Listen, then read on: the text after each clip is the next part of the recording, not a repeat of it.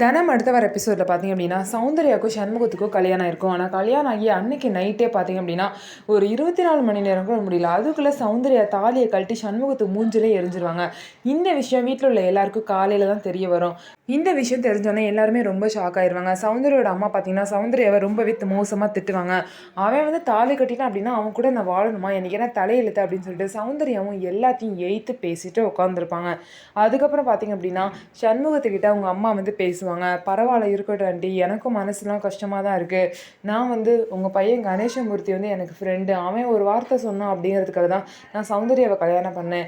அதுக்குன்னு சௌந்தர்யாவையும் நம்ம குறை சொல்ல முடியாதுல்ல. அவள் விருப்பமே இல்லாமல் நான் அவள் கழுத்தில் தாலி கட்டியிருக்கேன். அதனால கொஞ்சம் டைம் கொடுக்கலாம், கொஞ்ச நாள் ஆகட்டும், எல்லாமே சரியாயிரும் அப்படின்னு சொல்லிட்டு அவங்க அம்மாவுக்கும் ஆறுதல் சொல்கிறாங்க. ஸோ இதுக்கப்புறம் என்ன ஆக போகுது, சண்முகம் வந்து எப்படி சௌந்தர்யாவோட மனசை மாற்றி அவங்க 2 பேரும் சேர்ந்து வாழ போகிறாங்க அப்படிங்கிறத நம்ம பொறுத்திருந்து பார்க்கலாம். நம்ம வீடியோ உங்களுக்கு பிடிச்சிருந்தா நம்ம வீடியோவை லைக் பண்ணிக்கோங்க. மறக்காமல் நம்மளோட சேனலை சப்ஸ்கிரைப் அண்ட் ஹைப் பண்ணிவிட்டு பாருங்கள்.